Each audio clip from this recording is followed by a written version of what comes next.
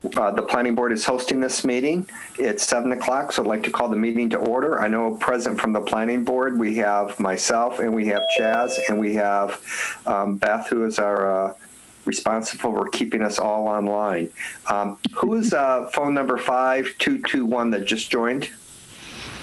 Roger Repose, the Cemetery and Parks Department, Superintendent. Oh, all right. I already had you once. No, then who's 9851?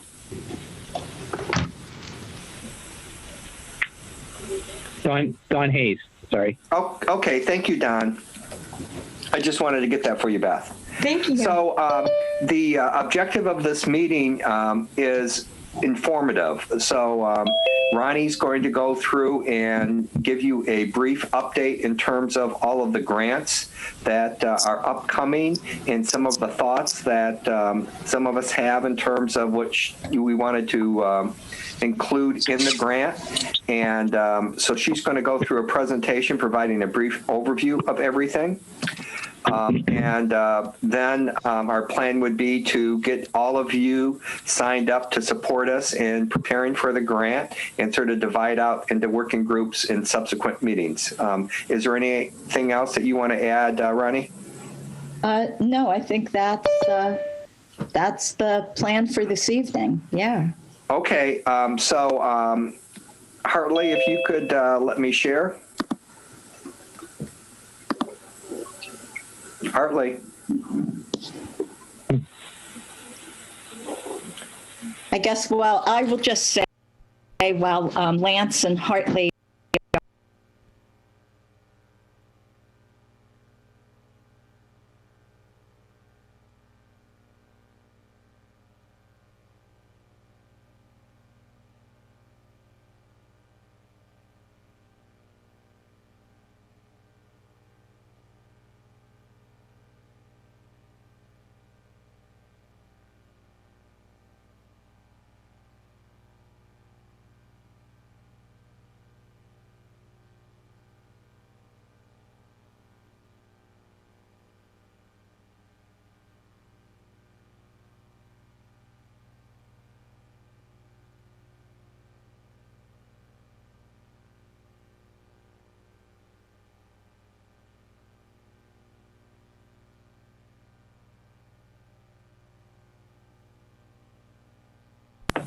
there's a quorum of any of the boards, but perhaps if you are a board chair, you could call your meeting to order if there is. I can't really tell from looking at this. So. Hi, it's Joan, Affordable Housing Trust. It's just me, looks like.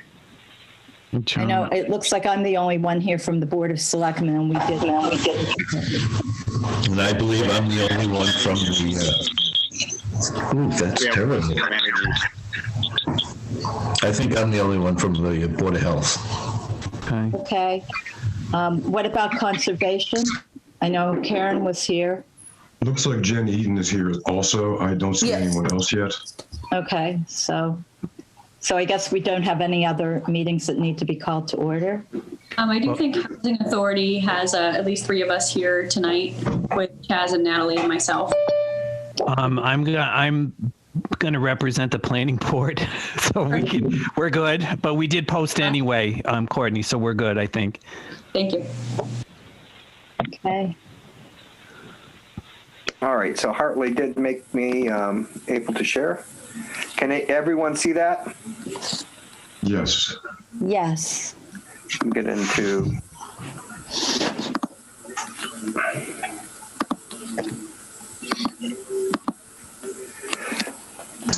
Okay, does that look all right, Ronnie?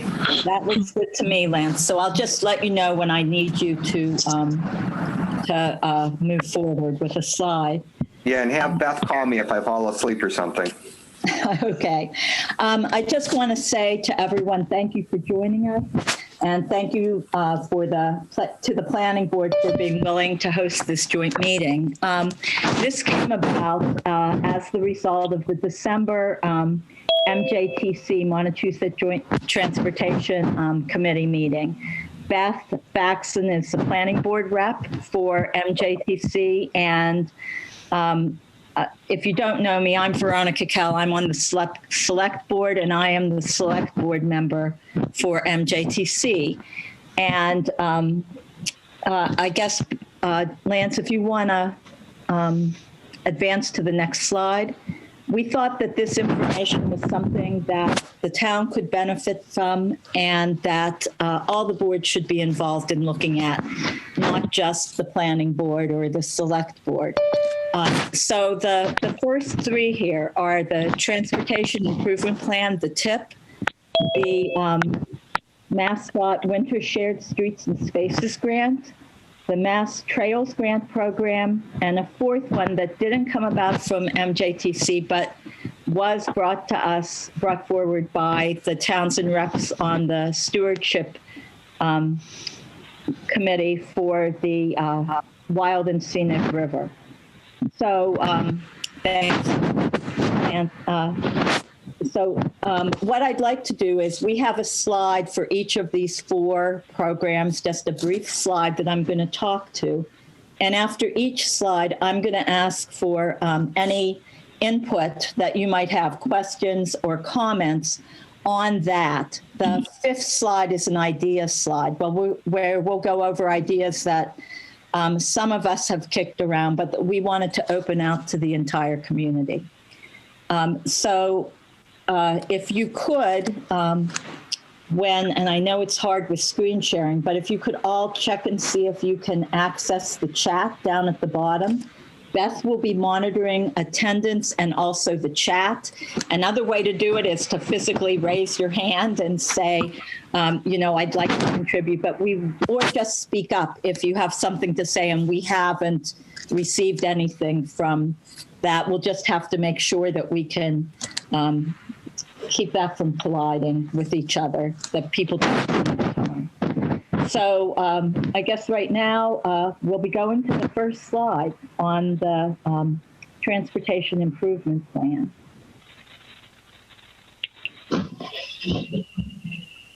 So Lance, if you could advance the slide one. All right, thank you.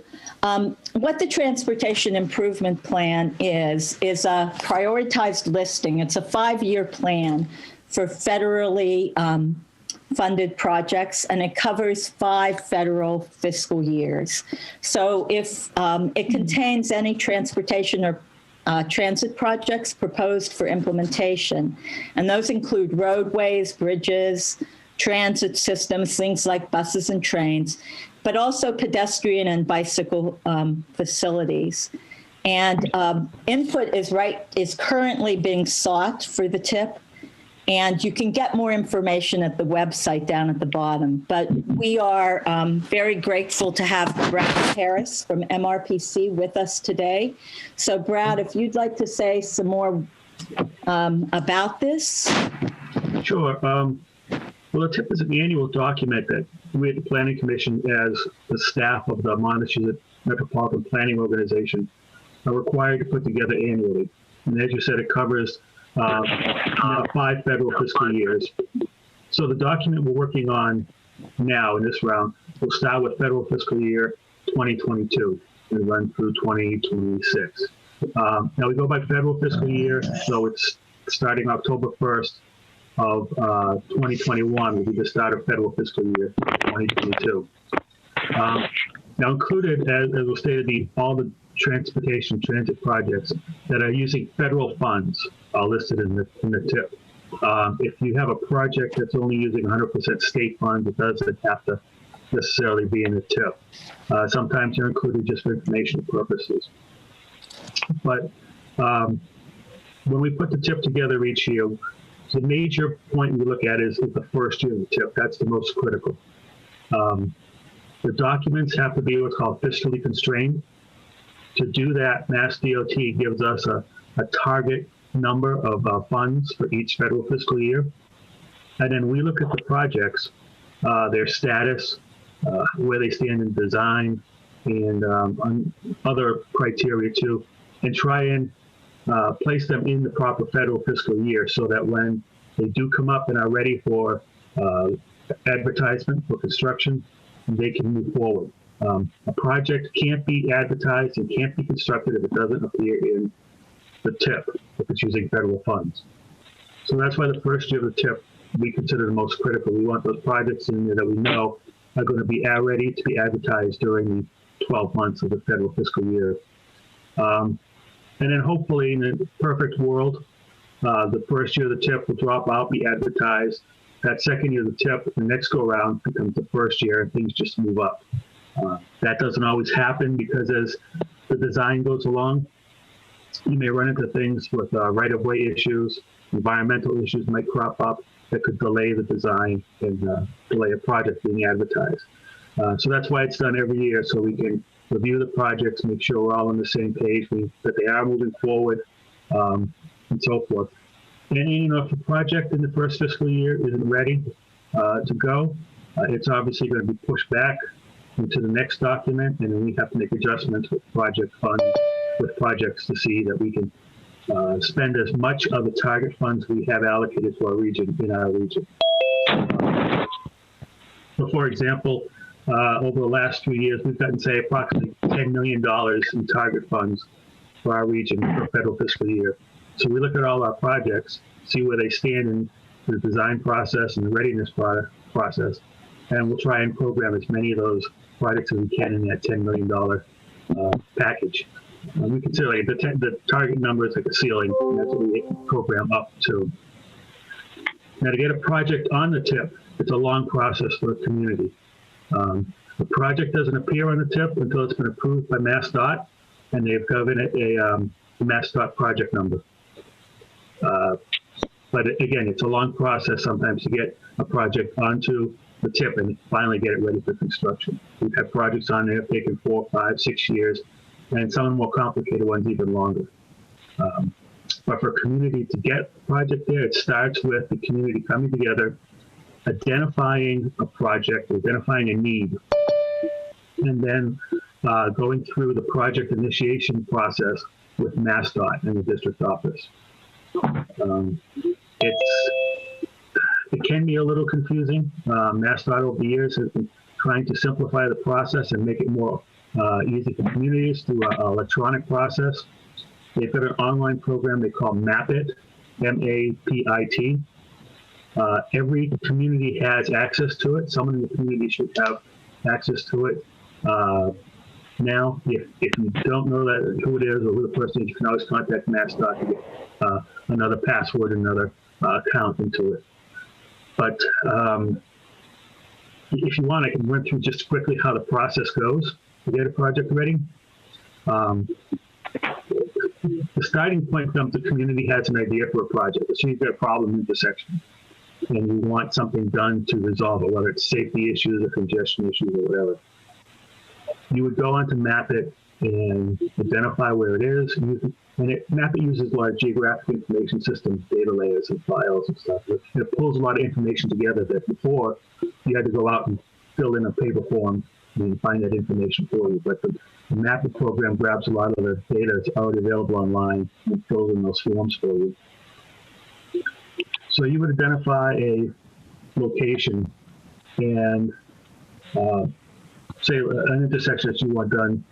You identify it in the program. You fill in as much information as you have on it, what the problem is, and so on, and so forth. And that will be called sort of like the project initiation form. You submit it. It will go to MassDOT electronically. The district offices, they would review it. They would likely get back to you, ask you some questions about it, maybe conduct a site visit to look over what you're talking about and to get a better understanding on the project and help fill in more information that can be done. Once MassDOT, the district accepts the initiation form, they'll send you an email back and you can go on to the second part of the process, which is filling out a project need form. At that point, you fill in more information about the cost and the delay, how long you think it'll take to implement the project, so on. And when that is submitted to MassDOT, then it goes again to the district office, and they will eventually get it to the project review committee that meets 3 or 4 times a year. And they will give the official thumbs up or thumbs down on the project. And at that time, you get a project number, and you're officially in the system. Once it's accepted by PRC, the town's notified and saying, congratulations, you got your project. Now work to put it into the tip and get it out to construction. And the main point here too is that the town is usually responsible, or almost all cases responsible for the design of the project. So the town has to be ready to go out and get a design engineer, work with that design engineer to get the plans put together. The design engineer should know the whole process. MassDOT has a list of approved design engineers that are familiar with what they require. And then as the design engineers go along, they make a submittal to MassDOT at the 25% phase, the 50% phase, 75, and then finally 100% phase as they're going through the design. At 25%, there's a design public hearing in the town to get some local feedback and to get everyone on the same page as to where the project is going. The comments they receive have to be addressed. And then finally, if it gets to 100%, then it goes to one step further. It's called PS&E, or Plans, Specifications, and Estimates. That's the final document that MassDOT will then release for advertisement for construction. And at that point, if the MassDOT is in charge of releasing the project, so obtaining bids, selecting a contractor, giving them notice to go ahead and proceed. So when you're at the PS&E phase, you should be in the first year of the TIP, or, in that, the federal fiscal year expected to go, you should be in that year in the TIP. So that's why when we do this every year, we look to see the status of projects. Typically, if a project is in preliminary design, which is the first phase, just putting the ducks together in order, excuse me,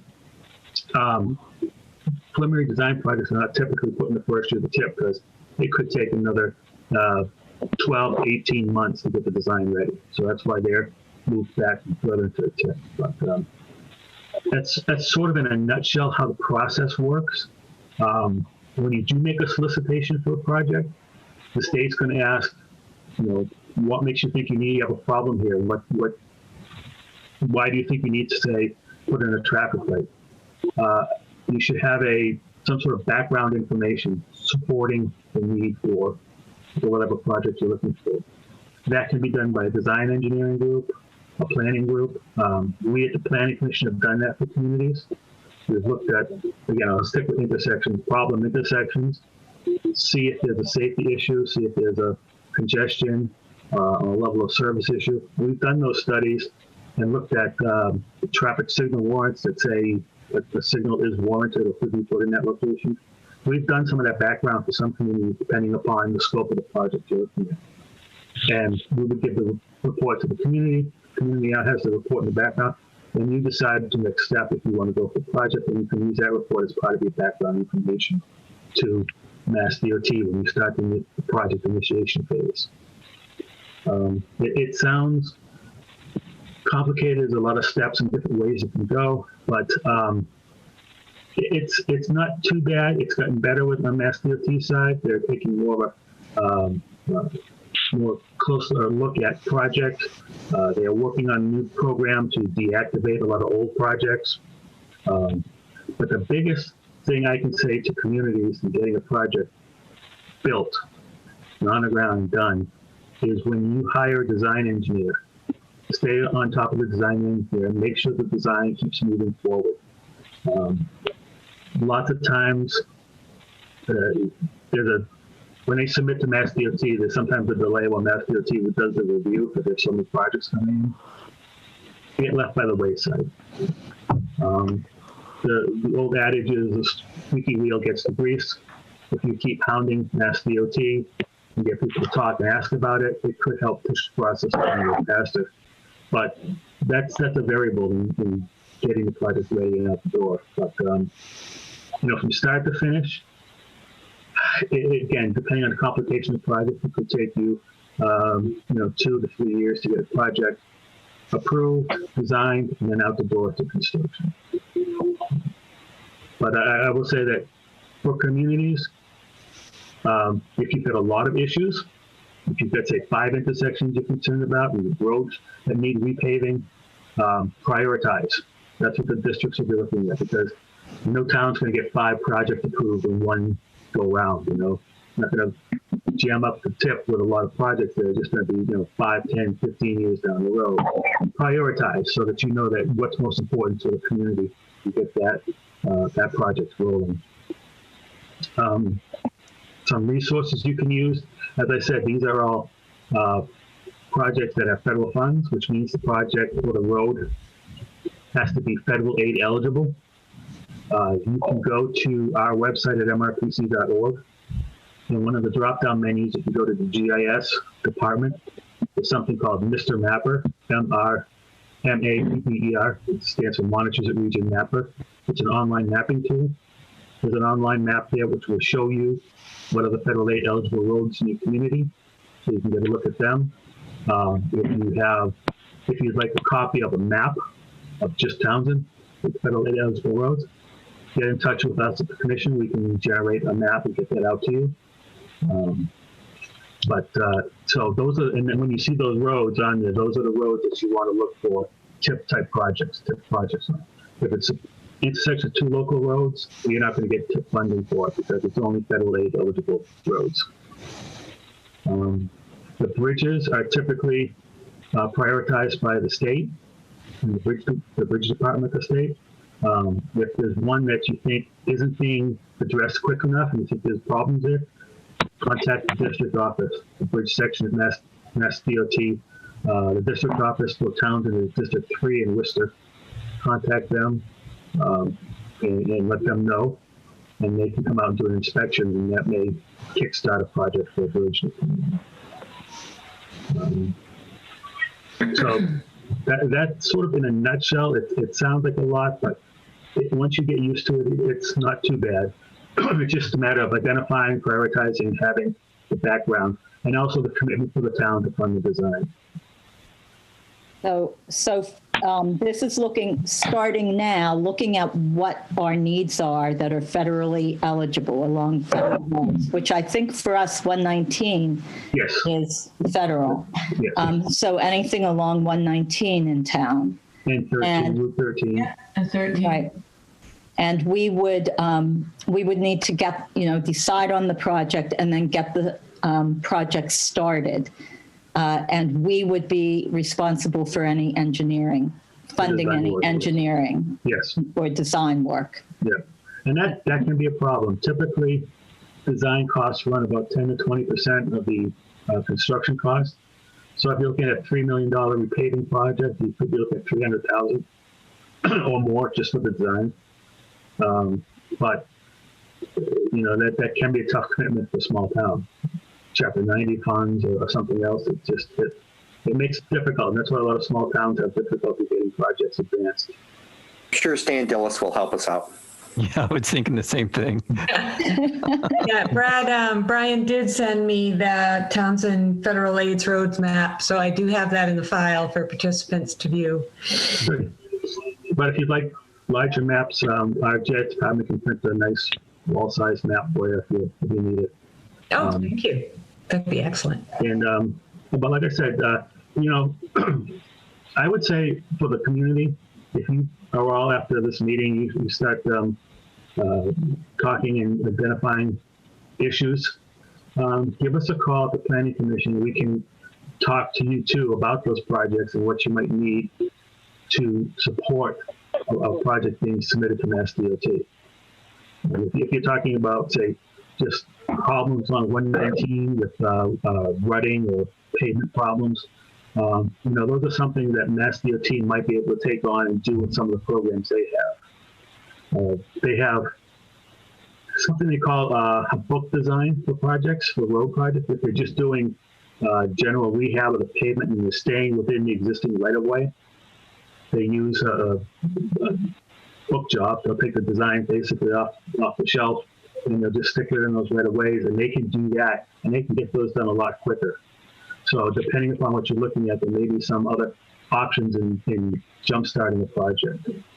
But again, you can run it by us, and we can give you our feelings on it and let you know what we think. Okay, and Brad, am I right in saying that right now there are no projects in the 5-year plan for the TIP for Townsend? That's the one thing I didn't look at this morning. Sorry. Yeah, I should have warned you. Nothing jumps to mind.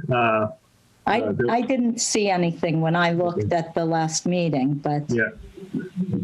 So it's probably a no there, but there may be some bridge projects that are coming up that, again, we don't program those. Those come from MassDOT. right. But it doesn't mean, it's not a good time to start and get something developed. Okay. I guess is there anything that anyone here at the meeting wants to add? Any comments or questions for either Beth and I or Brad? I'd like to say something, Veronica. Go ahead, Chess. I just want to say that I'm very excited to see the amount of people that are at this meeting. This is so important for us moving forward. This particular grant I see could be earmarked for the problems that we have at the high school on 119. There are other areas in town, but these are things that we need to start planning, and they're going to take 3 or 4 or 5 years. And this is the reason why I've been saying for the past 4 years at least that we need to get all the boards talking, because we need to work together to get these things done. I've heard a million people talk about certain areas in town where nothing gets done. This is how we get it done. So thank you, Veronica, and thank you, Lance, for putting this all together to make sure that we can get this together and move it forward, because this is a 5-year plan that we need to jump on today. Can I just jump in on one thing? It's not really a grant program. To me, grant means you're getting a set of funds up front, right, and you're doing the work and stuff. This is it's basically a MassDOT infrastructure program project plan. You'll not get reimbursed for your design money, but you won't be paying for the construction. It'll be coming from federal and state funds. Correct. So it's a little bit different than a grant, but that's just a picky on my part.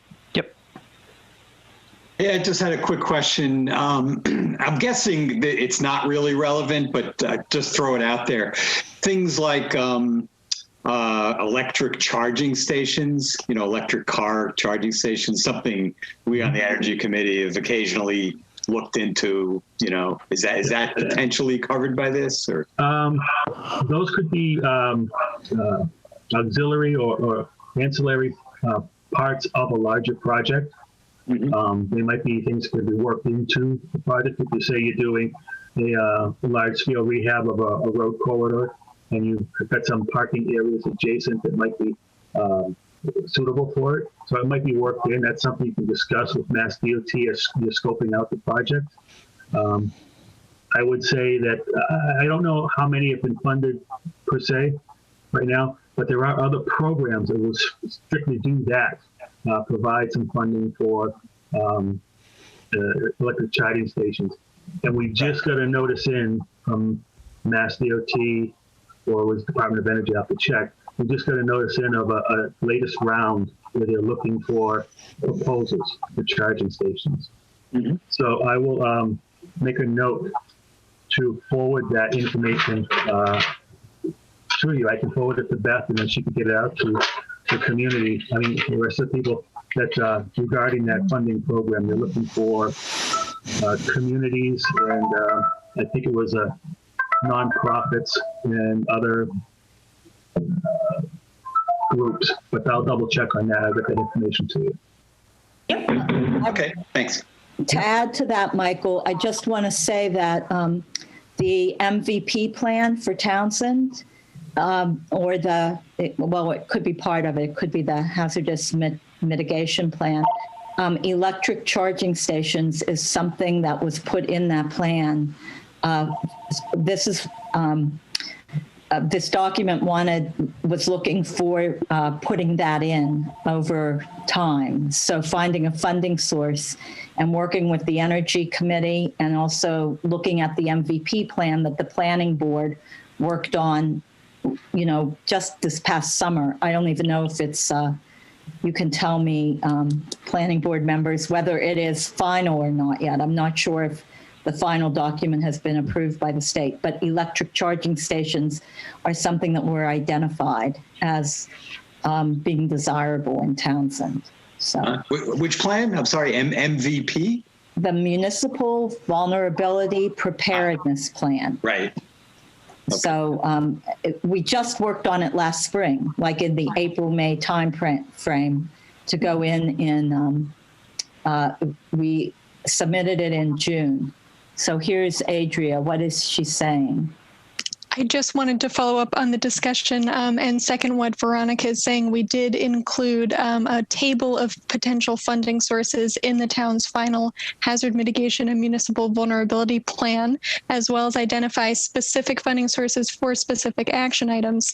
So an example of this would be the Massachusetts Electric Vehicle Incentive Program. And I just put a link in the chat in case folks want to learn more. Adria, could you introduce yourself? I'm sorry, I didn't introduce you so people know who you are. Absolutely. Thank you. My name is Adria Boynton. I'm a resiliency specialist with Weston & Sampson, and I've been lucky to work with the town on projects like the MVP HMP report, as well as the recent MVP Action Grant application and an earlier shared streets application. Great to be on the call. Thanks for having me. Thank you, Adria. Anything else, Michael, or are we? Nope, that's it for now. Thanks. Does anybody else have any questions or comments before we move on and introduce the next thing that Beth and I wanted to bring forward? All right, in that case, Lance, I guess we could go to the next slide. Brad, thank you very much. We do have a grant with ideas, things that we were thinking about after we talk about the other three. So I don't know if you're remaining on the call, but in case. I can hang around. Okay. No problem. So right, Lance. Well, hold on. There we go. All right. Is it shared or not? Not shared right now for me. Okay. Hold on one second.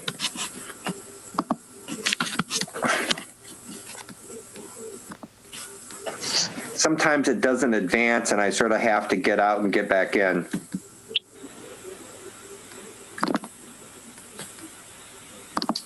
Sorry about this. All right, here we go. Well, while Lance is getting the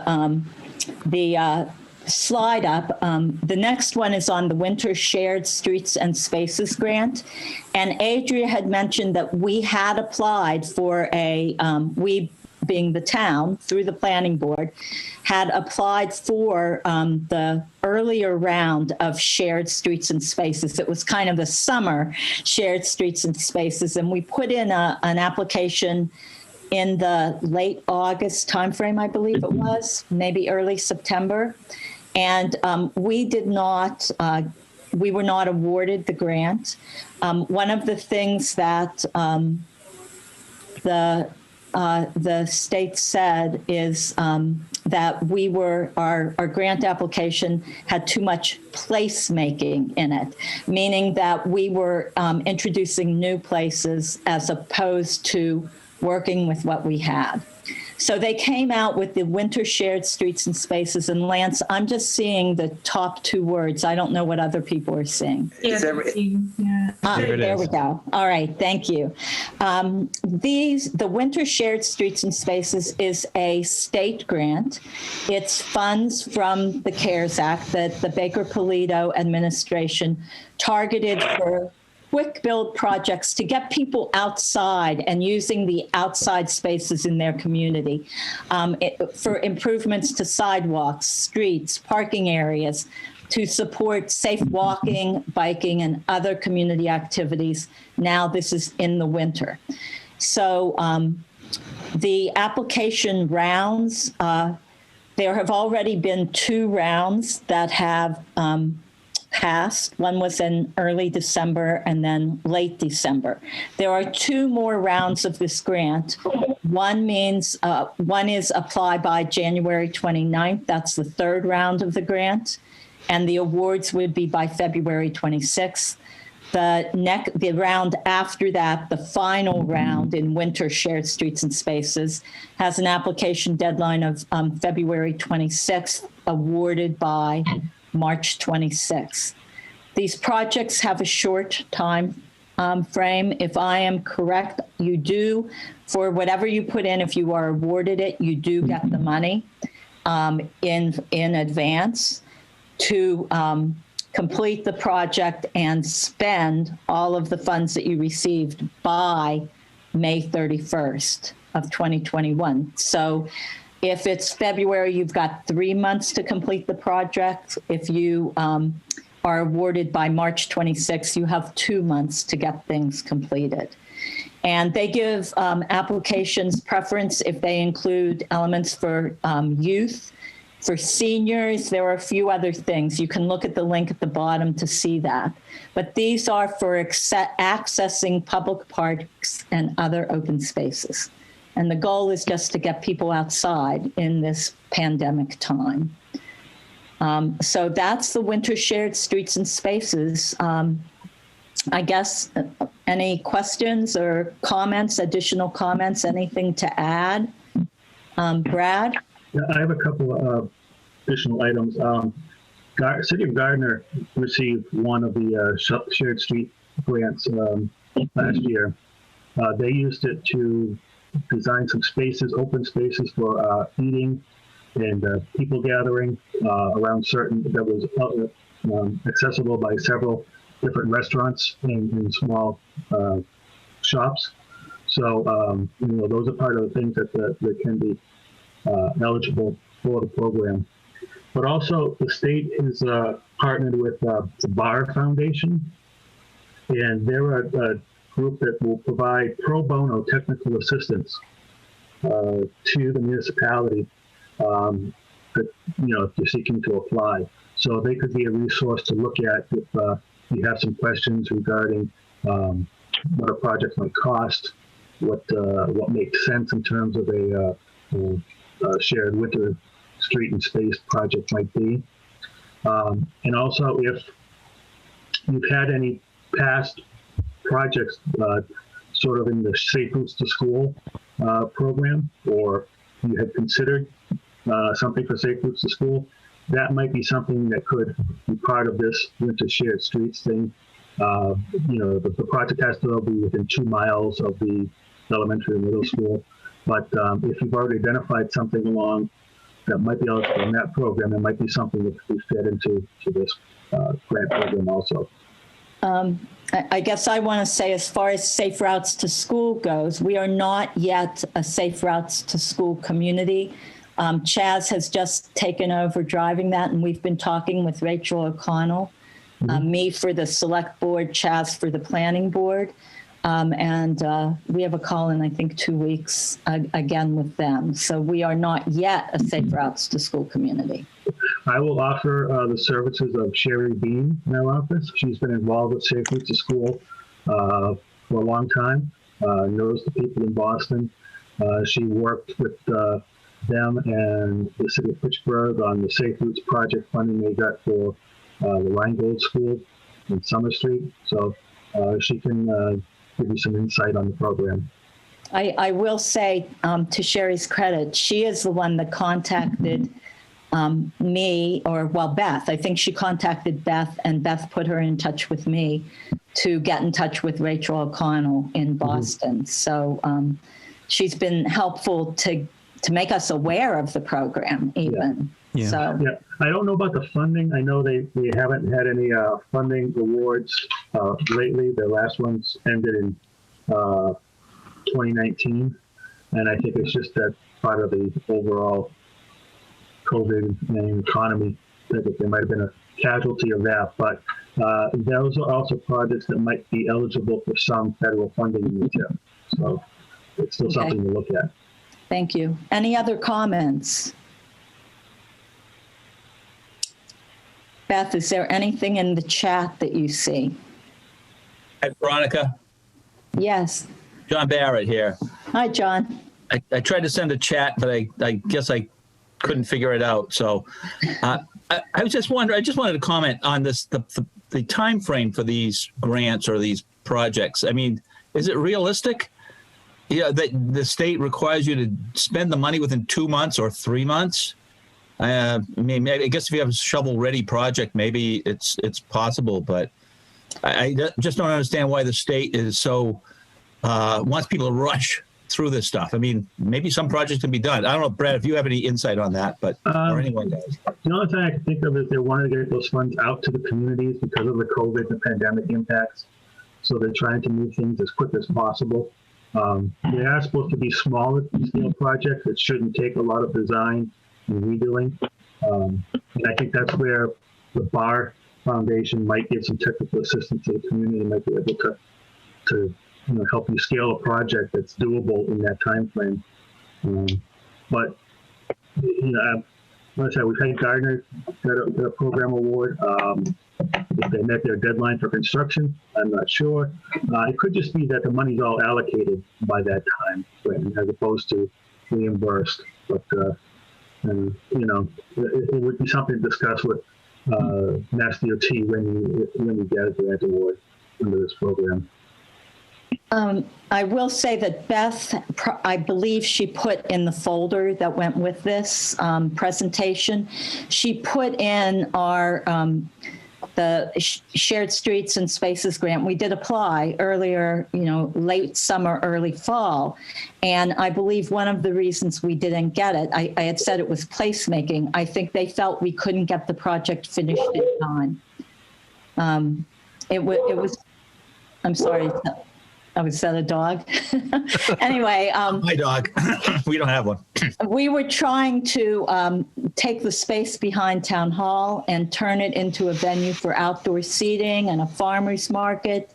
And we were turned down. They said it was too much to do, I think, in the time frame. And so for this round, the ideas we have are much smaller than what we were doing before and could hopefully get done more quickly. So I'm glad to see people from cemeteries and parks on the call because, it would be parks. We're looking at parks here, John, and conservation as well.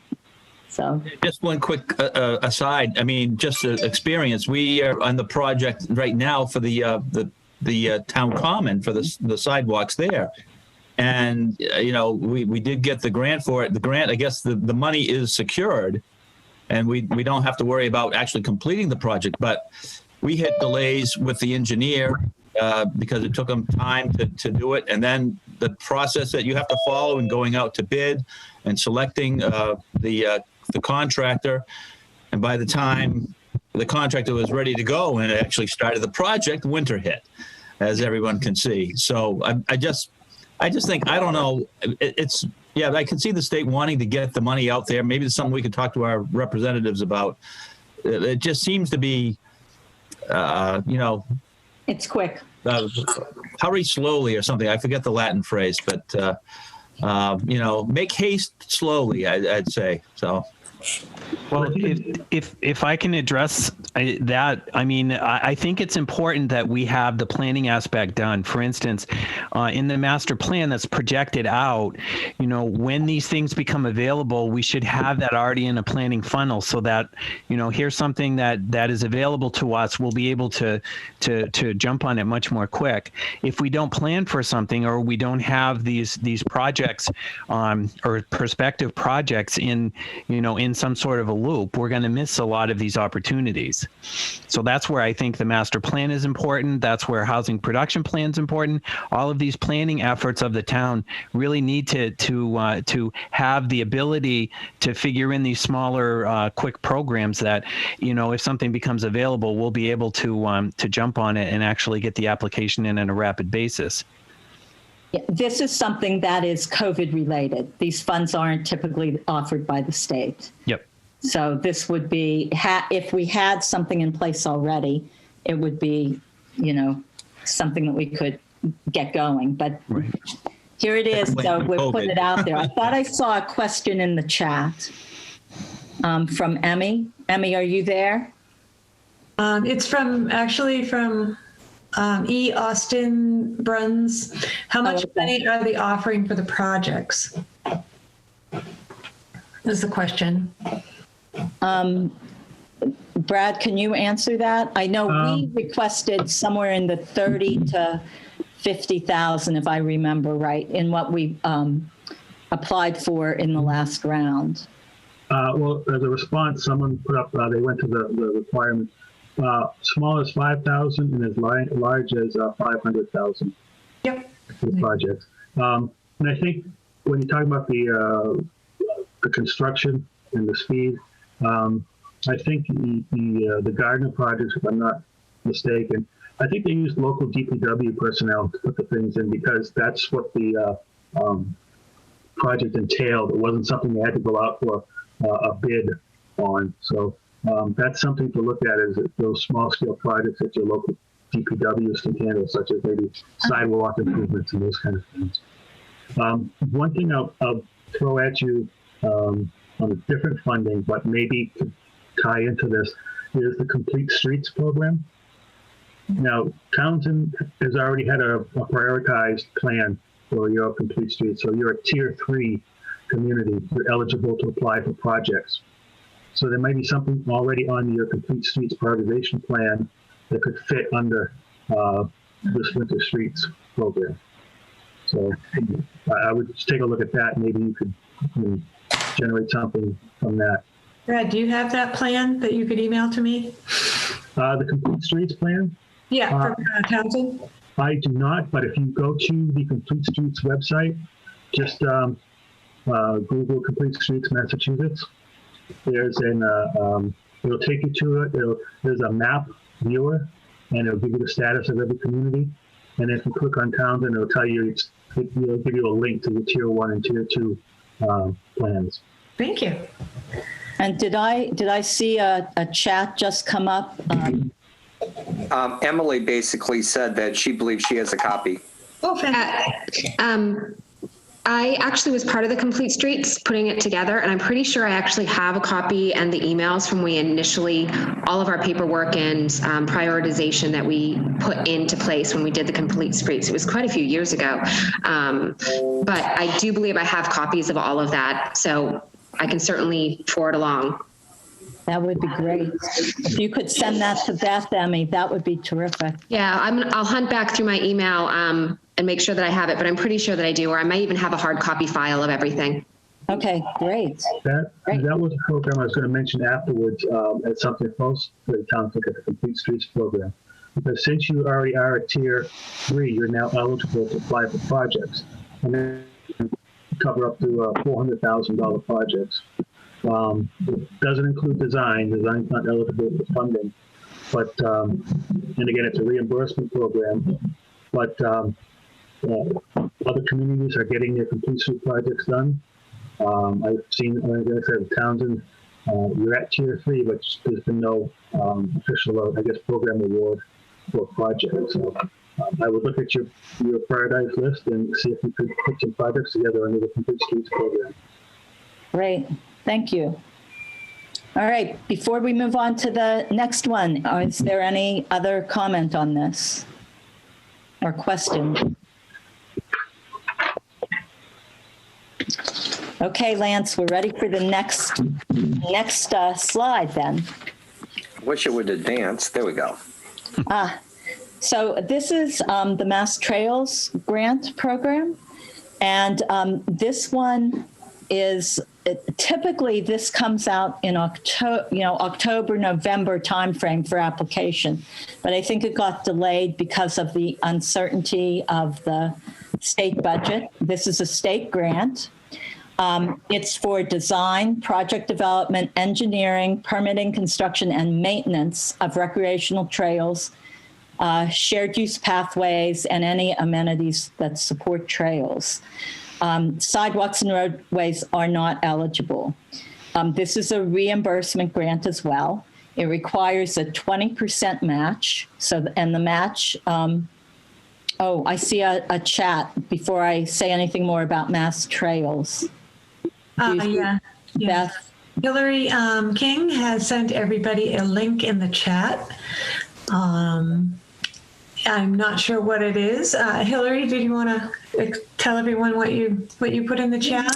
Oh, it was just something that I'd seen a while ago about how people are creating, accessible outdoor spaces for people during winter. So just to kind of get the juices flowing, just something I'd seen. All right, some examples. Right. Thank you, Hillary. And Hillary, could you introduce yourself for people that don't know you? Sure. My name is Hillary King, and I actually work for the Executive Office of Energy and Environmental Affairs as the regional coordinator for the Municipal Vulnerability Preparedness Program. And Hillary did work with us on our application back in the spring. So, all right. So that's Mass Streets and Trails, the Shared Streets Grant, back to MassTrails grant. This is a reimbursement grant program, which means we, the town, would need to fund it and then be reimbursed at the end. And there's a 20% match that's required, and that can be in cash, donated services, volunteer labor, things like that. The award is $5,000 to $300,000. And I just saw this one maybe a couple weeks ago. Well, I guess it was the MJTC meeting in December. And you need to apply by February 1st. The notification of award and project start is by July 1st. And you have, if I remember correctly, a year to complete the project. So, and there's more information on it right here. So I think I'm going to go to the chat. I think I see something on, Beth, do you see something in the chat there? I just sent a link to Mattgov website on shared streets with a listing of eligible and ineligible type projects. So okay, thank you. I've got a few other links I'll post on here to get some information on some of the different programs. And Veronica, if I can jump in? Absolutely. Go ahead, Bill. So the MassTrails grant is our major funding source for building the Squanicook River Rail Trail, which is being built right now by Shepherds as we speak. We are getting about 100 to 110K per year. Well, we got 115K this year from this grant, and we're applying for 110 coming up this year. So a lot of the MassTrails grant money is already going towards the Townsend Groton area. This one is, there may not be a lot left. This one is something that's presently already having a big impact on Townsend. So, which is a good thing, but this trail grant has been coming out pretty consistently for the last few years. And I think it's good to look at this and think about projects that even if we don't apply for this year, for future projects, things that we have in mind that would fit this grant program. And to add to that, talking to Amanda Lewis, who is the administrator for the grant, they have been very well funded for the past 3 years. And we actually requested a slight increase to our grant when the bids came in higher than we expected, and she granted that. So this is a grant program that is gotten a lot of increases in the past few years and is worth looking at. I have a question. Is it, and Bill, you might know the answer to this because I know you worked on the open space plan for the town in the past iteration, the one that expired in March of 2020. Right. Do you need to have current open space plan in order to apply? Do you know? It is not a requirement. When the open space mentioned the rail trail, so we referred to it, but there is no requirement for it to be in the open space. Absolutely. Okay. It's just a help. All right. So I know we talked about this in the Board of Selectmen meeting on Tuesday, that it would be good to get a committee together in town to update. I think we have a very good open space plan, even though it's expired, but it definitely needs an update. So look for that posting coming up. soon. Anything else on MassTrails that anyone would like to add? Beth, is there anything in the chat?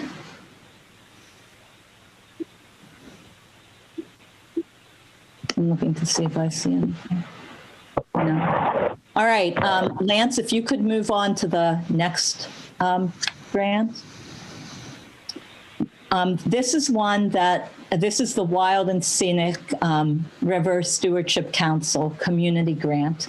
And this one did not come to our attention through MJTC, but it did come to our attention right before Christmas or over the holiday break there from the town's representative to the NRWA Stewardship Council. The Wild and Scenic, we were granted, I think it's about 2 years ago, the Nashua, Nissitissit, and Squannacook River were designated as wild and scenic rivers.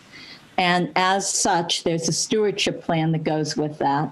And there are grant funds that come available for the communities that are in the designated areas. So they are for biological diversity, historical and cultural or scenic and recreational resources. And the stewardship plan is something that if it's not there already, we'll put a link to it in the materials for this meeting. But in there are things that are designated as fitting one of these three basic areas. So the awards are up to $5,000, and I think they that 5 of them are being awarded this year. You have to apply between February 1st to April 1st, so there's a bigger window in getting the application in, and the work has to be completed within a year of the award. And you can find more information at the link at the bottom of this slide.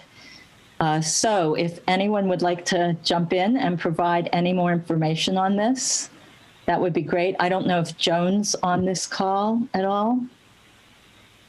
Hi, Ronnie, I'm here.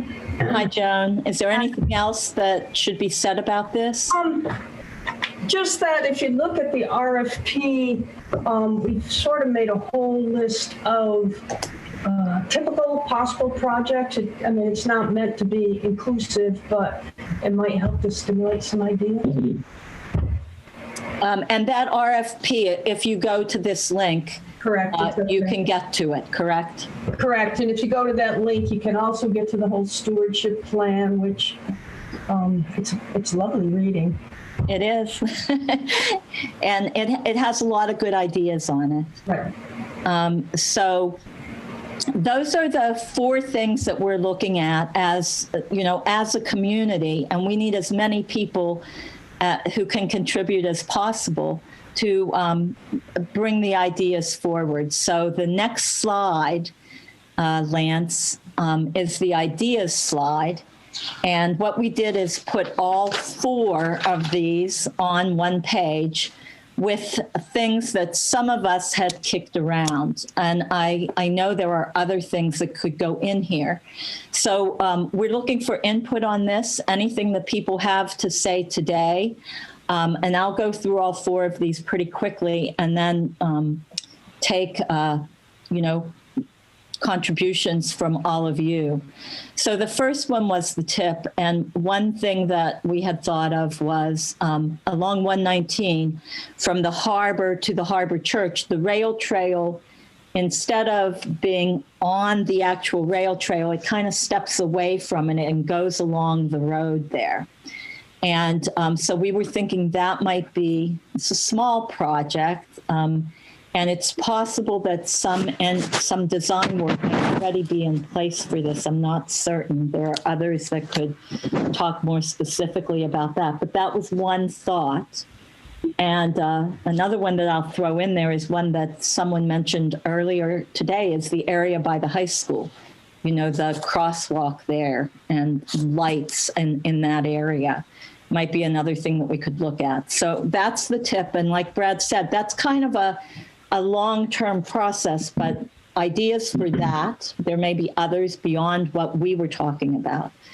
For winter shared streets and spaces, we were thinking more of targeting the center of town. A lot of our open space is within walking distance of the center of town. If you look at Howard Park, or if you look at Old Meeting House Park and the adjacent Land Trust Howard M. Stein Memorial Park, those are all walkable from the center of town. The rail trail is walkable from the center of town. So we thought it might be nice to have signage at the Common to get people who, people park at the Common or they park over at the Jeff Streets lot, to get signage out there so that people know where these places are and how to access them, because I think a lot of people in town don't know. So, and then parking at the Common, walkability or bikeability for the rail trail down Depot Street, from the Common to down Depot Street to get to the rail trail, or from that Jeff Street parking, that overflow parking lot for Town Hall on the corner there, behind Town Hall, kind of going down that way to the rail trail, and maybe putting a light by Apple Meadow, one that, a pedestrian light that you push and that flashes so you can stop the traffic and get across, something like that. For MassTrails, we were thinking of Old Meeting House Park, maintenance and restoration of maybe some of the bridges or the trails there, kiosks and trail maps for the trailheads, purchase and lease of any construction or maintenance equipment that might be needed for the trails that maybe parks and cemeteries might need. So those are things that we felt would fit with MassTrails. And by me, it was, by we, I mean pretty much the planning board and board of selectmen. This is our opportunity to consult with everybody else. And then wild and scenic, again, this is from looking through the stewardship plan. We thought turtle habitat, education, improving boating passage on the river, perhaps, historical and cultural resources, signage at Harbor Pond of some sort. So those were the ideas that we had. So I'll open it out here for any ideas that anybody else has. Brad. I've got just a couple of comments on some things. On the TIP process, the sidewalks along 119, typically Mass DOT doesn't do sidewalks alone. They incorporate them as part of a larger project. So okay.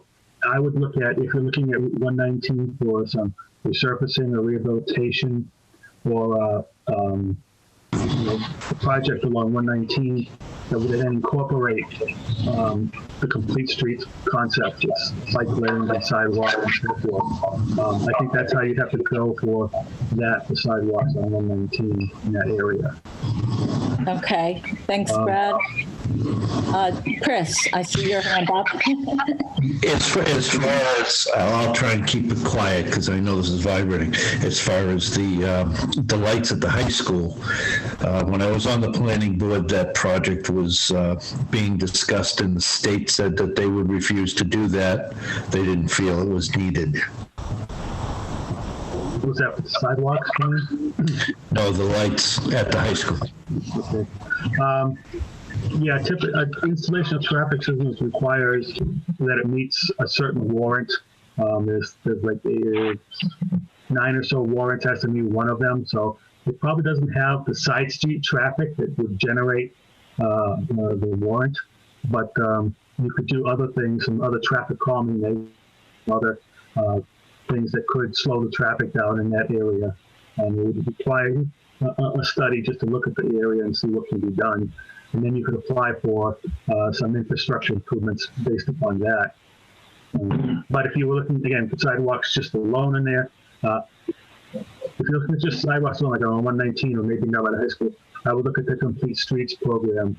That might be your best bet for getting just sidewalks done. So, Brad, I have a question about that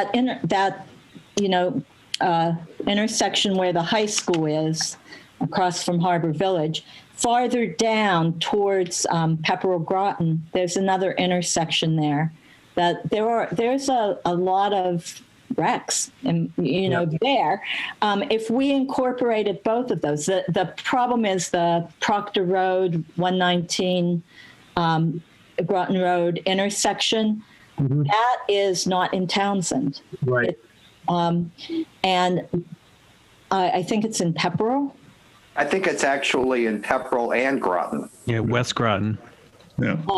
So we actually had done a study there, probably within the last 5 years or so for that location, but nothing's been advanced. So I'm not sure what the town is thinking at that point. It's a dangerous intersection. Yeah, it's not conducive to cross-flow traffic at all. I have to go back and familiarize myself with the study we did, but that would have to be again coordinated with the town of Groton to see if they want to move forward with it. And or Pepperell. Right. The roadway itself, I believe, is in Pepperell. The intersection might be Groton and Pepperell. Yeah. I off the top of my head, I seem to remember that I don't know if it met the warrants for a traffic signal, but we had recommended some other different changes, including advanced warning signs, overhead, improvement of the overhead lights, and those kind of things. But I don't know why the town hasn't moved on trying to do anything. But certainly that would be if you want to talk into a joint project that would cross the communities. Then you could extend that maybe a little bit further up the road towards the high school and get some improvements done up that way. When you say that the community hasn't advanced it, how does the community advance that? Do we talk to Pepperell and talk to you? Well, I first would discuss with the town of Pepperell and Groton about it. But basically, it's like you said, the TIP process. The town. When you're just dealing with your own town, basically, Board of Selectmen, you've reached a consensus on what you want to do at that location, and then you start the project initiation steps. You just go down, map it, start the project paperwork on that thing, and go from there. When I say initiate, it's basically a consensus by the town that this is what we want to do. And I throw in there, it'd be good to have a public meeting, public support for the project, because that's something that DOT is very much advocating, is that it's not just one group pushing the project and then they get into it and suddenly everybody comes up and says, no, that's not what we want. You hold some meetings from the beginning and you get town buy-in to whatever you want to do there. That's important. That should be your first step, and then move on from there to getting the project initiation done. Okay. All right. Thank you. I saw a chat and I saw Bill's hand. So let's start with Bill's hand.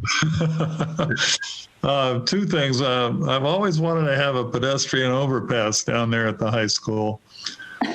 But I wasn't on the planning board when that project went down, so I couldn't really, I didn't have any leverage. but I don't know if the state would go for something like that, because I've always considered that a really bad thing to have an attractive nuisance right across the street from a high school. That would probably be something you want to tie into a trail program or the Complete Streets program. If you've got some trails that you can connect to the school and make a more walkable community and connection to the school to encourage walking and biking, that might be something you could examine as a possibility. Whether I have no idea how much it would cost and whether MassTrails would buy into something like that, but I think if you show that there's going to be a demand and a need, they'll look at doing something. As an example, the Fitchburg-Leominster Twin Cities Rail Trail they're building a new bridge over Route 2 in Leominster, down near the Route 12, Route 2 interchange. There was an old bridge there for the railroad. They took it down. Now they're building a new bridge. So they're spending a lot of money there. Yeah, that's not cheap. Yeah, that trail is costing, I think, 10 to 12 million all told between Pittsburgh and Leominster. Wow. So if you can come up with a worthwhile project, there's the tendency to fund those kind of things. So it's not out of the realm of possibility. It's certainly worth talking to MassDOT about. I would also suggest that if you do have ideas and you want some feedback from MassDOT, to talk to the district. They are more than willing to give you feedback and to bounce ideas off of you and to give you an idea what thinking might be. To follow up on Bill's point there, just on the other side of the attractive nuisance, the Harbor Village Shopping Center will be the new rail trail. So it would be a very convenient thing to get from the rail trail to the high school with such a improved pedestrian crossing.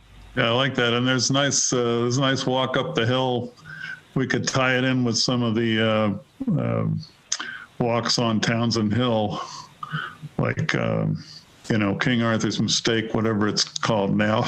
But there is a project. There is a drive by Massachusetts to make those connections to those trails, make them, instead of them being short little trails, making those connections so that they can be longer and used for more purposes besides just recreation, maybe commuting and so forth. So, and that's something that can even be funded through the TIP process. A rail trail connection is possible. It's just a matter of planning it out and seeing what those connections need to be. And I will again throw Sherry Bean under the bus. She is our trail person, and she can work with you on, what might be doable connections, and some of the people she works with on the Montezuma Trail Committee, Regional Trail Committee, which advocates for trails across our region and trying to make those connections. And while I'm talking about it, the MassTrails grant program, we are working with, I believe it's Sterling, on some maps for kiosks in the town and connections. So that's something that maybe we could help you with outside of getting a grant. My GIS department will generate maps. We do have trail maps for all our communities. Again, I would talk with Sherry in our GIS department, so we may be able to assist you on that. If you've got kiosks already or the need for trail maps, we might be able to assist you there without going through the MassTrails grant program. Okay, thank you. Can I put one more thing into the mix here? On the wild and scenic, the Harbor Pond badly needs to be de-eutrophied. It's been needing that since the 70s, I think, and I don't know if that's a project that would map to this wild and scenic thing, or if that's more of a maintenance job, or what. Joan could probably address this better than me, but I am pretty sure in going through the stewardship plan over the past week, that was something that was in there. I am pretty sure I saw that. So that's a possibility. Hartley, can you remember exactly? I can look it up. Okay, thanks, Joan. Beth, I saw that something came in on the chat when we were talking about the high school. Yes, and there's someone in the waiting room. I don't know if Hartley is monitoring that. Hartley? There's someone in the waiting room if you get a chance. So Emmy Huff had made a comment about the Proctor Road and Groton Road intersection. And she writes, can we think differently and change the entrance to that street? Is there property on Townsend side that could be used? This was something when we did Complete Streets, one of the things that they talked about quite a bit was actually reconfiguring a lot of our various intersections. And this Proctor Road, again, we did this 3 or 4 years ago, I think, is when we first started the Complete Streets. And it was a bone of contention then because it's such a dangerous intersection for Townsend residents, but we can't do anything with it. So one of the things they did kind of talk about was, well, let's maybe not do something with that and let's maybe change it. Can we? Is that even something that we could look at? We could dead end Proctor Road at the high school. We could, and force everyone down Spalding Street. That's a major shortcut for people going to New Hampshire, so that would be pretty interesting. That is an interesting idea. Yeah. Veronica, Dave Henkel's here. If I could just ask you a couple of questions. Oh, sure. Thank you very much. Hold on one second, Dave. Emmy, were you done with the?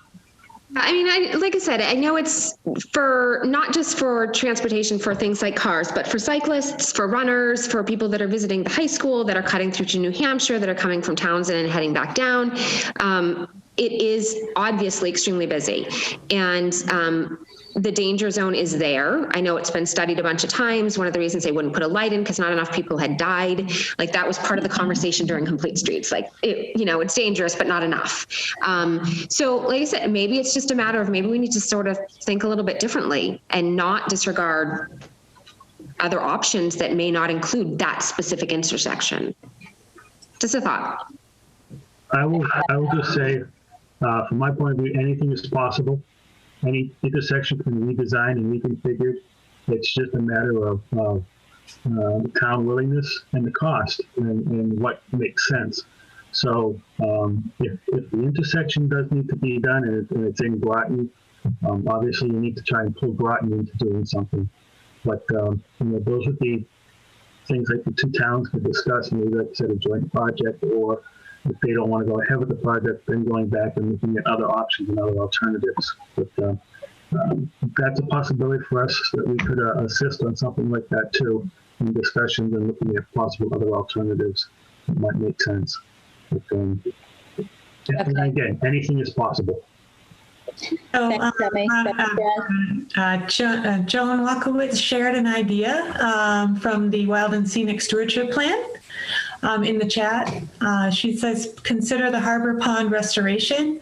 Consider restoring Harbor Pond in Townsend, which is heavily eutrophied and filling in due to sediment transport, 142, to a level that supports increased recreational use, possibly including swimming where appropriate and where sanctioned. Okay, for Bill's comment, that is part of the stewardship plan. It could be possible under the Wild and Scenic. All right, Dave Henkel's had a question, so I'd like him to be able to contribute next. Thank you very much. I'm Dave Henkels. I'm the conservation agent here in Townsend. And Veronica and folks, I just had a couple of more practical questions, I guess. Brad had mentioned early on about participation from the residents of town. And as a function of that, and given the time element, particularly in terms of the application process, is it reasonable to ask for the town to put out a doodle poll within the next 72 hours to perhaps bring them into the conversation and identify particular areas within these four topics, these four grant areas that can be responded to? I realize that putting the poll together might be a bit of an arduous task, but fortunately the people on the other end that can help. My second question is, do you plan on breaking out each one of these four specific grants? How do you plan on breaking out these four specific grants, and whose responsibility or accountability or interest would you assume four different groups would take or subcommittees would take? I think all of the ideas that have been presented so far have been stellar and really thoughtful, and I appreciate the folks that are responding through the chat. Very, very helpful. I'm just trying to think about, the practicality of putting this together and leaving this meeting with the confidence that we have a team or various subcommittees that have folks that are responsible for putting this together. And again, taking into account the reality of the application deadline, or the application deadlines. Thank you very much. Right. We do have 2 more slides to go, and that is one of the things that we're going to talk about. But I guess before we move on to the practical aspects of it, any other comments on the ideas slide? I mean, this is not a be-all, end-all, because we are going to be meeting in 4 different groups based on interest. Veronica, I have a question for Brad. Brad, in our in some of the previous things that we've done, the state looks very positively on collaborative efforts between towns. So let's say that we did have a collaborative effort between Townsend, Pepperell, and Groton. Would that increase our chances of getting the program accepted?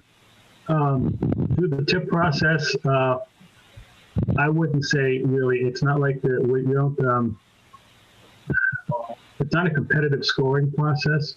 We do score projects, but after they've been approved, we do it to help us prioritize projects for the TIP document and funding years they might go in. If there's documented problems and a reason to make changes there, that's your reason for getting the project approved. It's, because you've got Pepperell and Groton involved, it doesn't bump up the score on Mass DOT side. They want to look at what's the problem, what's being addressed, and does it make sense, and will this correct the problem? Okay. So that's what they'd look for. And in terms of the TIP, there is no application deadline. These projects can be initiated at any time by the community, at any time during the year. It's just you're seeking that approval on the project, and they can be started. The request can be started at any time. So when you propose something and they say, well, something isn't feasible or whatever, it's a work in process. You can continually modify it. Okay. Yep. When you make that initial project request, the districts are going to review it. They're going to get back to you with some questions and some other things, and you expand on the application and the concept of the project. So that's where changes can be made. But in that process too, Mass DOT will come out and meet with the town and talk about what you're looking at doing and what makes sense and things like that. So the whole process is ongoing. Okay. Okay, I guess I'm just going to remind people to please mute if you're not actively talking while we go on. So, Brad, thank you. Yeah, no problem. Chaz, anything else to? Nope, I'm good, thank you. All right. Are there any other comments? Veronica? Yes. Yeah, it's Roger from Cemetery and Parks. Hi, Roger. Go ahead. Something that's been weighing on the head of the department here with the commissioners is the deterioration and restoration of Adams Dam, right by the trestle. So is that something that can be worked on in the Wild and Scenic or 5-year plan or? Again, this is one that I'm going to throw out to Joan, but I'm pretty sure I saw the Adams Dam area in that stewardship plan for the. I didn't see it. All right. Do you have specific ideas about what needs to be restored there, Roger?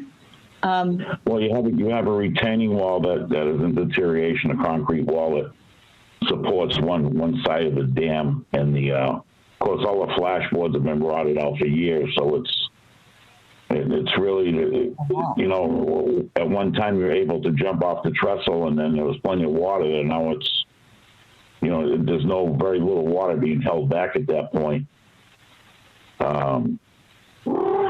So there is deterioration of the bankings and things like that going on. Okay. Okay. We have a chat here from Adria. I think she's commenting. Do you have that, Beth? Yeah, I just wanted to jump in to say that MVP HMP plan that we mentioned earlier does also include some potential funding sources for dam projects. So I'd have to look into it a little more closely, but just a couple of ideas include EEA's dam repair or removal program and the Massachusetts Environmental Trust program. So maybe some other options to look into. So that. Okay, fabulous.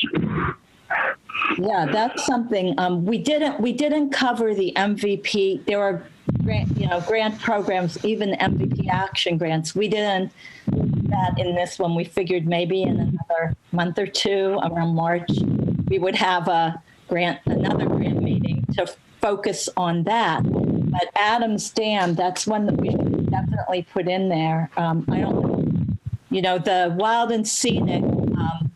the grants there are 5K, they're capped, for what they give to each town.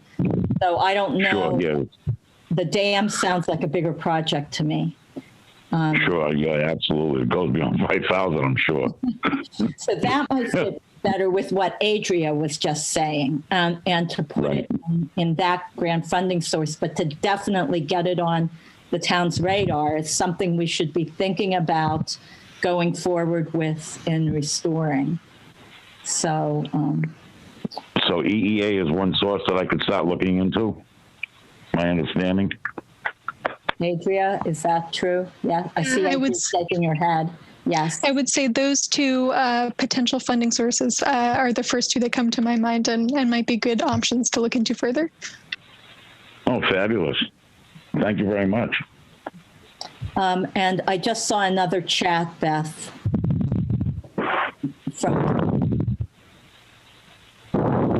Is he on this call? You're on mute, Beth. And I see a chat from Joan. So from Kent, maintenance or replacement of the pressure treated walkway at the Grist Mill / Cooperage, maybe the MassTrails grant.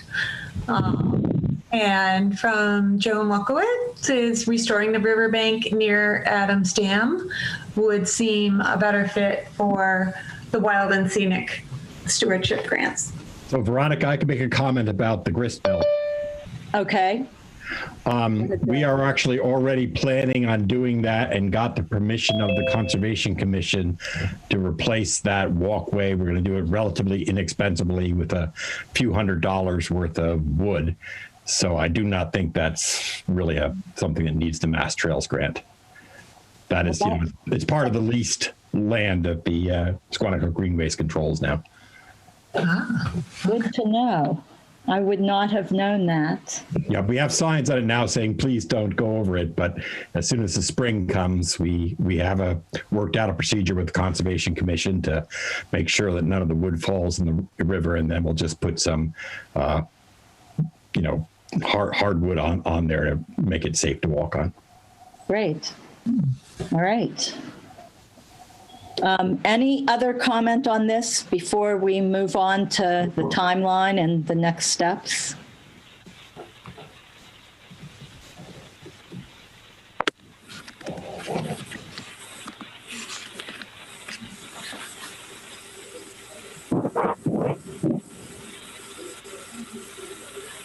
All right, is there another chat there or is that just informational? There's another chat. Yeah, from Bill Rideout. He says a lot of these topics were covered in the master plan survey we did for the town. Maybe that can be used for justifying which grants to pursue. And we do have a copy of that in the planning board office. So maybe add that to the documents then, Beth, if that would be possible. All right, I see we're on to the timeline grant here. So I'm going to move on to this. The tip, this isn't really a grant, getting on the tip to get on that document. Brad explained that process. So we have this in here as January, February to be thinking about projects that could be pursued through the tip and moving forward with that. If we're going to do winter shared streets and spaces, that would either be January 29th, which is only 3 weeks away, or we could go for the fourth round, which is February 26th, which would give us more time to prepare the grant process. However, since it's the fourth round, the final round of the winter shared streets and spaces, there will be less funding available at that point. And also our window of completion is much smaller because all of the funds need to be expended and the work completed by May 31st. And then for Wild and Scenic, that's between February 1st and April 1st. So we have some time to think about projects for that. But if we're pursuing the MassTrails grant, that would be February 1st. So after talking tonight, it might make sense to look at February 1st for MassTrails, Winter Shared Streets and Spaces of February 26th, unless we are raring to go and have that ready for the 29th, and by April 1st for the Wild and Scenic. So that's the timeline we're looking at. For finishing work, Winter Shared Streets and Spaces has to be done by May 31st, and July 1st is where work would start for MassTrails. So that is our timeline. It's a pretty compressed window, but definitely thinking about things right now. So do you want to go to the next slide, Lance? The next slide is the contact information, and it will get up there. So what we would like all of you to do is to email either Beth Faxon or Jim Kreidler. I don't know if he got on this call tonight or not, or if he was able to. Or you can email me and let us know which ones you'd be interested in, any ideas. We will then set up 4 different virtual meetings, one for each of those processes. We were thinking next week, but it could be early of the following week. So we're looking at the 13th, 14th, 18th, 19th in that time frame for the next round, and it would be separate meetings for each of these grants and to get started on working on them. So we need your help. We would love you to send us your ideas and which one you are or ones that you are interested in working on. The grant writing will be done by, we kicked around ideas for the tip. That would be probably Jim, Beth, Planning Board, Board of Selectmen, going forward with, MassDOT whenever we have identified what we want to do, and working with MRPC to get that going.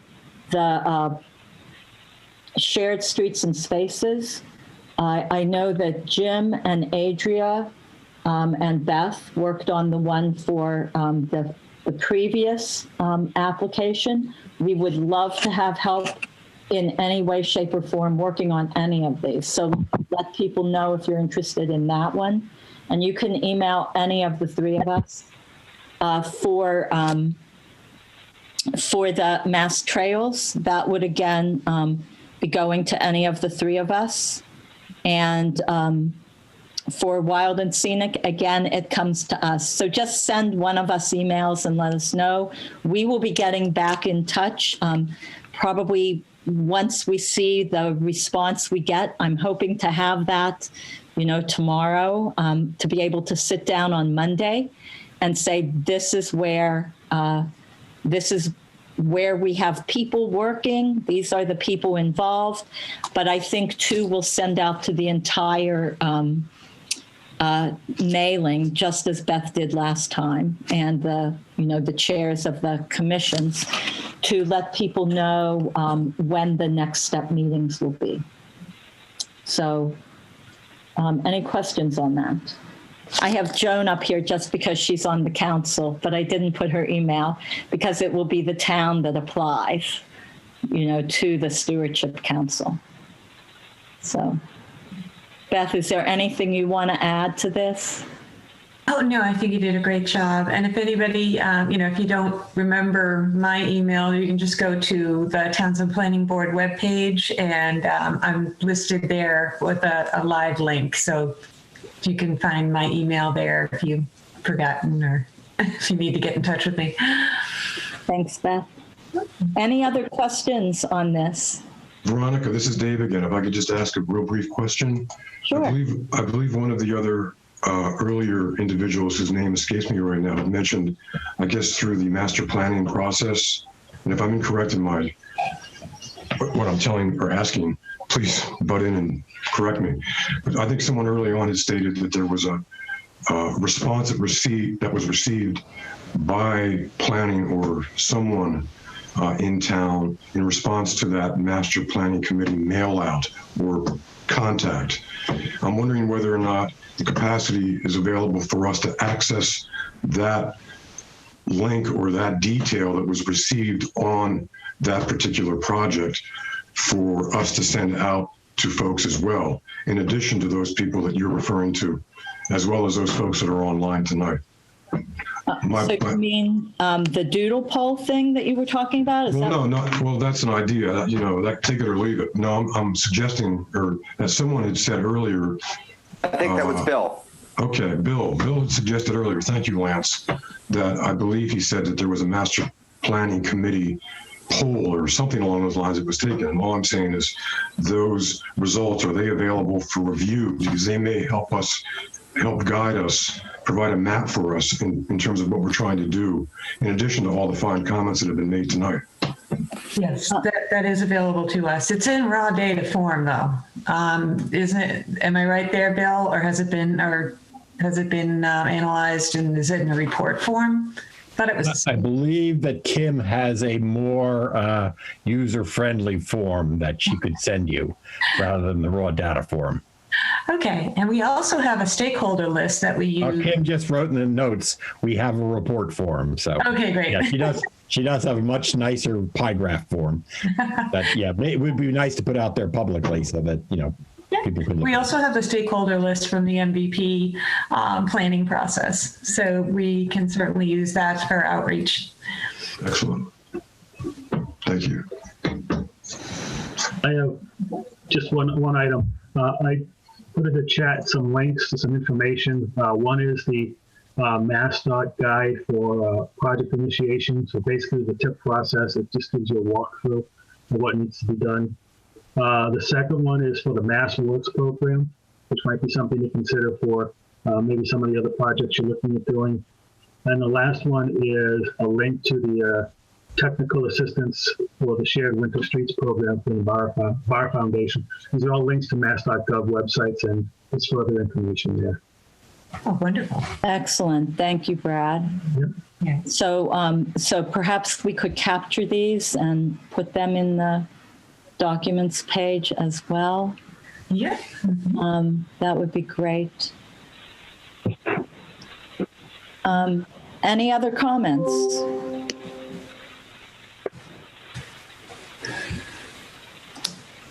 So, is there something in the chat from Adria? Yes. I did just jump in. Beth had mentioned the stakeholder list from the MVP project, and I just wanted to highlight we also shared a public survey. It got over, I'll have to double check the number of responses, but we did ask folks about their priorities for different project types, local needs in the community, different project ideas. So those results are included in the report, not raw data form, and may also be helpful in informing the conversation. That's right. Thank you. Yeah. Is it all right if I stop sharing, Ronnie? I would like you to go to the last slide, please. There's one more. There is one more. So I just want to say thank you to everyone. Beth and I will get together and we'll look at what input we get from tonight on email. And we'll be sending out a follow-up to everybody that Beth sent the invitations to and that got out to all of you. And Beth, you and I will talk about the doodle poll idea. I'm not, yeah. And feel free to leave your email in the chat too, if you'd like to do that. Oh, that would be great. Yeah. Anything else? Actually, I have one comment, and it's Karen Hale. Yes. I want to thank you all for putting this on. This has been fantastic. I really want to thank you for coordinating this. It's been eye-opening, actually. Thank you for coming. Thank you. Thank you very much. So, thank you. Well, we thank all of you for participating. This has been a great meeting, and we hope to continue the conversation going with you and anyone else that hears about this. Hopefully, Hartley's going to put it up on the YouTube channel so people can view it who weren't able to make tonight's meeting. And Hartley, thank you so much for, Zooming us. And Lance, thank you for being such a great screen sharer. It was way easier for me having you do that than me screen sharing. So, yeah. All right. So thank you, everyone. Get input to it. We would love to have it. Thank you. Have a good evening and good night. Very nice. Very nice. Bye, Joan. Bye. Thanks. Thank you, everyone. Bye. I make a motion that we adjourn. Motion, Laura, you just came in for a second. Sorry. No, I've been on. Oh, I just saw you. Quite a bit of your recording. Yeah. I just kept quiet. I'll second Chaz's motion. All right. All right. Thank you. Yeah, kudos to Ronnie and Beth. Thank you very much, ladies. You're welcome, Joan. Thank you for coming. Great. Thank you, Veronica and Beth. Awesome job. Thank you. Thank you. Good night, everyone. Good night. Good night. Good night.